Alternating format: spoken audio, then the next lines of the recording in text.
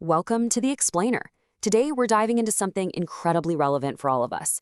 We're breaking down Mo Gawdat's fascinating framework for surviving and actually thriving in today's wildly unpredictable career landscape. As the former chief business officer at Google X, Gawdat literally had a front row seat to the bleeding edge of innovation, and his insights offer a complete rethink of how we approach our jobs right now, in the age of AI. We've got 5 key stages to cover today: the end of chess, playing the squash chord, the art of failing fast, viewing life as a video game, and finally wrapping up with the ultimate cheat code.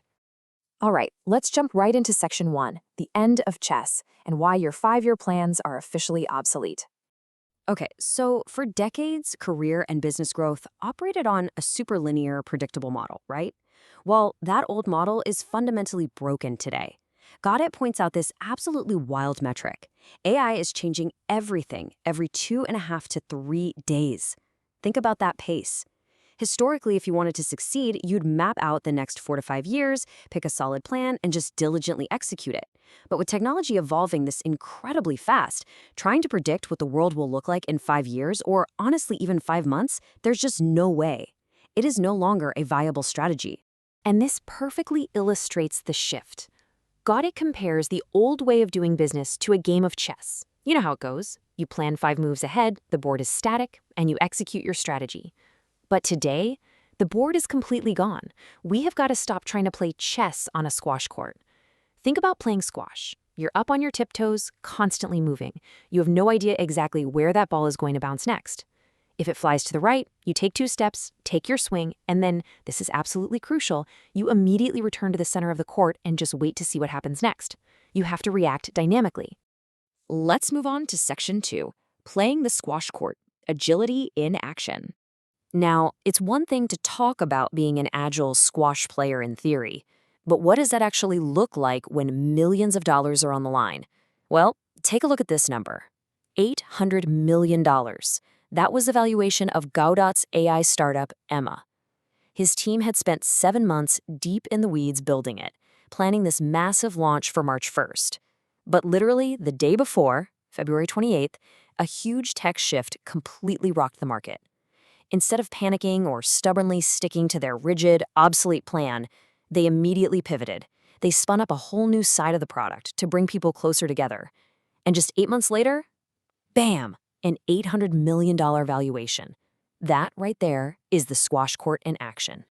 So how do you stay agile on your own court? Gaudat actually gives us a really practical homework assignment. He suggests going to a language model like Claude or Gemini and asking it what specific AI tools you need to learn right now based on your own unique background and ambitions. And when the AI gives you that list, your job is to master them. Not next year, not next month. Tomorrow. And then you've got to repeat that cycle every few weeks because, well, the tools will have completely changed again. We have to constantly plug into this continuous stream of knowledge. Which brings us to section 3, the art of failing fast and lessons from the moonshot factory. Look, if you're constantly trying out new tools and pivoting your whole business model, you're going to drop the ball sometimes, right? But losing a point in squash or failing in business is actually your secret weapon as long as you do it the right way. Back at Google X, their famous moonshot factory, they had this wildly counterintuitive approach to innovation. Step 1, they'd approve almost every single idea that came through the door. But here's the massive catch for step 2. They required those teams to spend the next 2 weeks actively trying to prove their own idea wrong, literally trying to destroy it.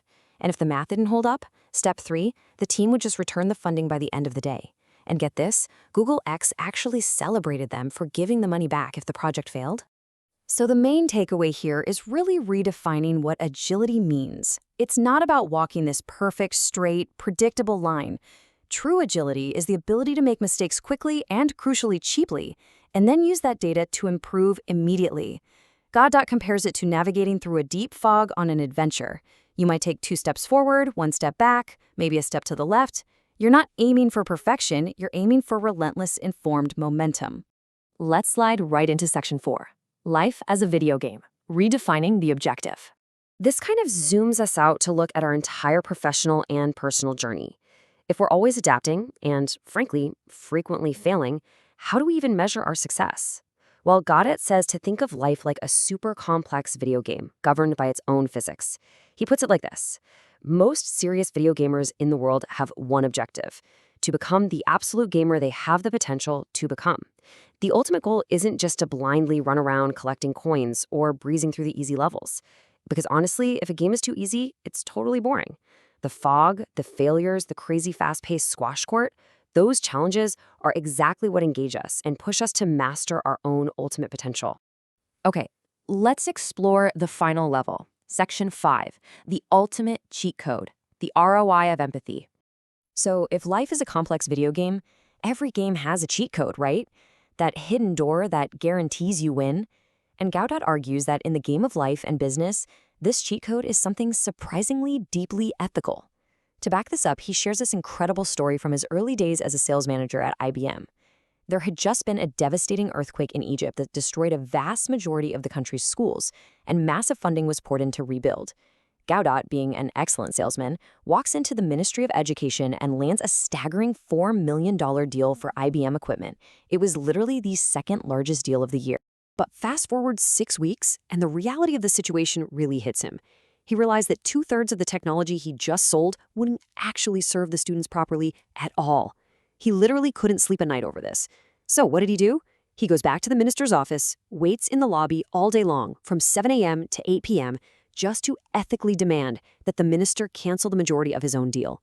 Think about how incredibly risky that is. He fully expected his bosses to fire him on the spot for doing this. But here is exactly where the cheat code kicks in. Not only did his boss completely support him, but because he did the genuinely right thing, the minister called him back 3 weeks later. The government had another massive technology request, and because they now trusted Gawdat implicitly, they just handed him a direct order. The value? $16 million. I think this quote perfectly sums it up. He says, "When you try to benefit life, life goes like, I have your back." Acting with love, having ethical empathy, and just doing what is genuinely right, it creates unexpected, incredibly tangible professional advantages. Gada emphasizes that whenever he just tried to benefit himself, life fought him. But the second he invested in what actually made a difference for others, the right people and the right funds simply showed up. So, as we wrap up this explainer, I want to leave you with this final thought. If life really is a video game, you have to ask yourself, are you just blindly running around trying to collect coins, or are you actually playing with the cheat code? The old chessboard is totally gone, folks. It is entirely up to you to use agility, embrace fast and cheap failure, and use uncompromising ethics to navigate the unpredictable squash court of your career. Thanks so much for joining me, and I'll catch you on the next explainer.